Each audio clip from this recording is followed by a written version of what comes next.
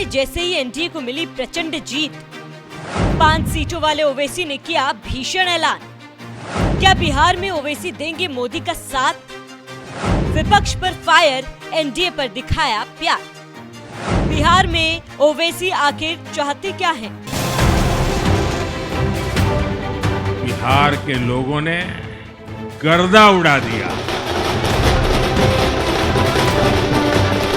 कभी कांग्रेस दौर में राज्यसभा सांसद बने जावेद अख्तर ने भरी संसद में हैदराबादी सांसद असदुद्दीन ओवैसी को गली मोहल्ले का नेता बताया था, और आज वही ओवैसी सिर्फ हैदराबाद में ही लगातार जीत दर्ज नहीं कर रहे, बल्कि बिहार में भी लगातार दूसरी बार 5 सीटों पर ओवैसी की पार्टी AIMIM ने जीत हासिल कर ली। ओवैसी की ये जीत कितनी बड़ी है, ये इसी बात से समझा जा सकता है कि पूरे बिहार में 61 सीटों पर चुनाव लड़ने वाली देश की सबसे पुरानी पार्टी सिर्फ 6 सीटों पर ही सिमट गई। तो वहीं दूसरी तरफ AIMIM सिर्फ 25 सीटों पर लड़ी और 5 सीटों पर जीत दर्ज की, जबकि बलरामपुर सीट सिर्फ 389 वोट से हारी। इसी बात से समझ सकते हैं कि बिहार में AIMIM की जीत का स्ट्राइक रेट कांग्रेस से कहीं ज्यादा बेहतर है, और ये प्यार उन्हें लगातार दूसरी बार सीमांचल की जनता से मिला है। शायद यही वजह है कि ओवैसी अब इनडायरेक्टली नीतीश और बीजेपी वाली एनडीए सरकार के साथ मिलकर काम करने के लिए तैयार नजर आ रहे हैं।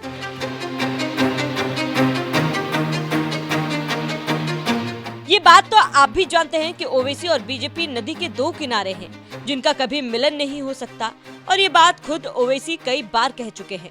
लेकिन जैसे ही 14 नवंबर को चुनावी नतीजे आए और एनडीए प्रचंड बहुमत के साथ सत्ता में लौटी, लगता है ओवैसी के भी सुर बदलने लगे हैं। इसीलिए एक बयान में खुद ओवैसी ने ये बात कही कि बिहार के चुनावी नतीजों को हम कबूल करते हैं और सीमांचल में भी विकास हो, इसीलिए हमारी पार्टी नीतीश कुमार का सकारात्मक सहयोग करेगी।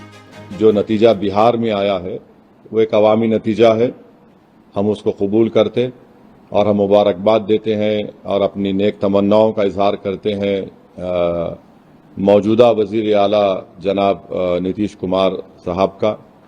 और हमारी पार्टी की तरफ से ये कोशिश होगी कि बिहार और सीमांचल में विकास हो, सीमांचल में भी बहार आए, सीमांचल में भी बच्चों की मौत ना हो, सीमांचल की महिलाओं के लिए, वहाँ के बच्चों के लिए स्कूल, अस्पताल, पुल, ब्रिज बने, इंडस्ट्रीज आए वहाँ पर। तो इस सिलसिले में हम उनको अपना पूरा ताउन पेश करेंगे। मैं शुक्रगुजार हूँ जुबली हिल्स के असेंबली कॉन्स्टिट्यूंसी के तमाम वोटर्स का, राय दहिंदगान का। ये बात कहीं ना कहीं ओवैसी भी जानते हैं कि सीमांचल की जनता ने उन्हें 5 सीटें दी है, तो उन्हें अपने क्षेत्र में विकास की उम्मीद भी जरूर होगी, और ये विकास का काम कोई करवा सकता है तो बिहार सरकार ही करवा सकती है। और ये बात तो आप भी जानते हैं कि बिहार में एनडीए सरकार है, जिसमें ज्यादा सीटों के साथ बीजेपी बड़े भाई की भूमिका निभाएगी।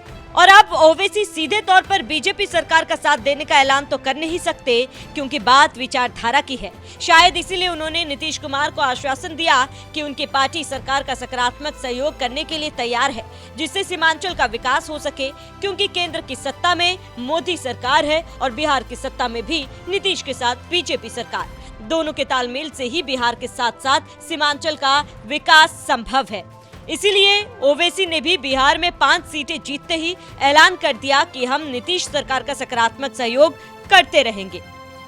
जब पहलगाम वारदात पर दिया मोदी सरकार का साथ, ओवैसी को भले ही पीएम मोदी का सबसे बड़ा विरोधी बताया जाता हो, लेकिन बात जब देश की आती है तो यही ओवैसी मोदी सरकार के साथ खड़े नजर आते हैं, क्योंकि वो ये बात अच्छी तरह से जानते हैं कि राजनीति अपनी जगह है और देश अपनी जगह। देश रहेगा तो राजनीति करने के बहुत मौके मिलेंगे। यही वजह है कि ओवैसी पहलगाम आतंकी हमले के वक्त मोदी सरकार के साथ खड़े नजर आए और अब सीमांचल के विकास के लिए एनडीए का सहयोग करने का ऐलान कर दिया, जिसे देखकर आप समझ सकते हैं कि ओवैसी ने अब राजनीति करने का तरीका लगता है बदल दिया है, क्योंकि एक वक्त था जब उन पर हिंदू विरोधी होने का आरोप लगाते आए थे, लेकिन आज वही ओवैसी वक्त आने पर मोदी सरकार के साथ खड़े नजर आते हैं और पहलगाम में मारे गए हिंदुओं के लिए आवाज उठाते हैं। तो वहीं आप सीमांचल के विकास के लिए एनडीए के साथ देने का ऐलान करने में भी नहीं हिचकिचाते, क्योंकि ये बात वो भी जानते हैं कि सरकार का साथ देंगे तभी एआईएमआईएम विधायकों के विधानसभा क्षेत्र में विकास हो पाएगा। ओवैसी की इस बदली राजनीति पर आपका क्या कहना है? अपनी राय हमें कमेंट कर जरूर बताएं। साथ ही बिहार जीतने के बाद पीएम मोदी ने क्या कहा वो भी सुन लीजिए। बिहार वो धरती है जिसने भारत को लोकतंत्र की जननी होने का गौरव दिया है। आज उसी धरती ने लोकतंत्र पर हमला करने वाली ताकतों को धूल चटाई है। बिहार ने फिर दिखाया है झूठ हारता है, जन विश्वास जीतता है। बिहार ने डंके की चोट पर कह दिया है, जमानत पर चल रहे लोगों का जनता साथ नहीं देगी।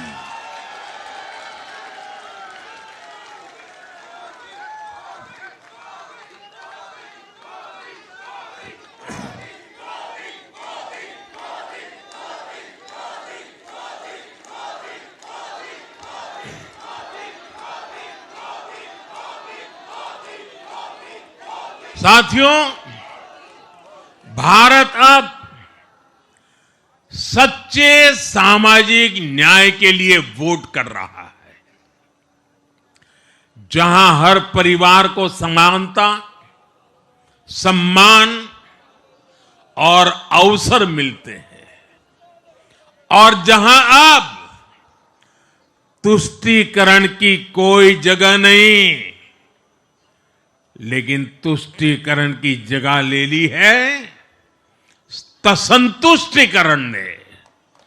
संतुष्टीकरण ये सबसे बड़ा मान है।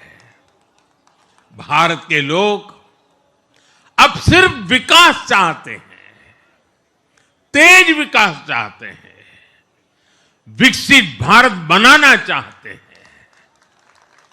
साथियों, नई सरकार के साथ एनडीए अब बिहार में 25 वर्षों की स्वर्णिम यात्रा की तरफ आगे बढ़ रहा है।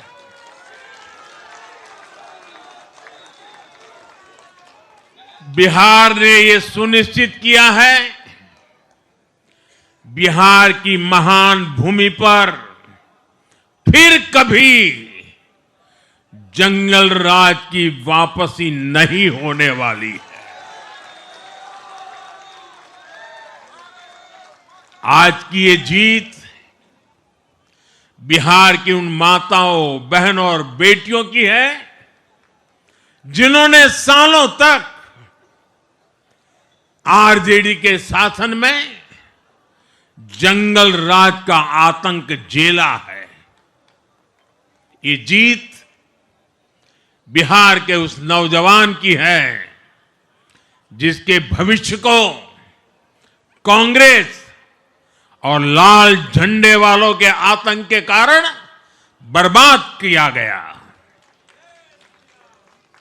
आज वो रेड कॉरिडोर, आतंक के वो दिन इतिहास बन गए हैं।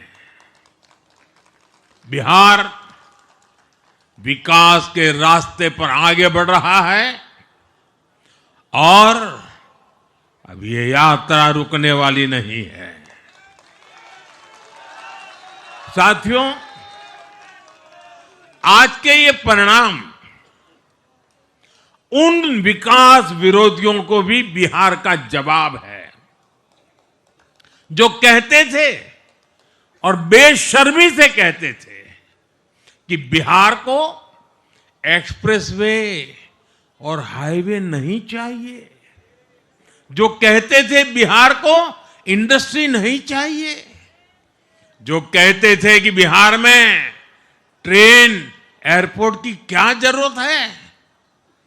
आज के ये परिणाम वंशवाद की राजनीति के खिलाफ विकासवाद की राजनीति को दिया जनादेश है।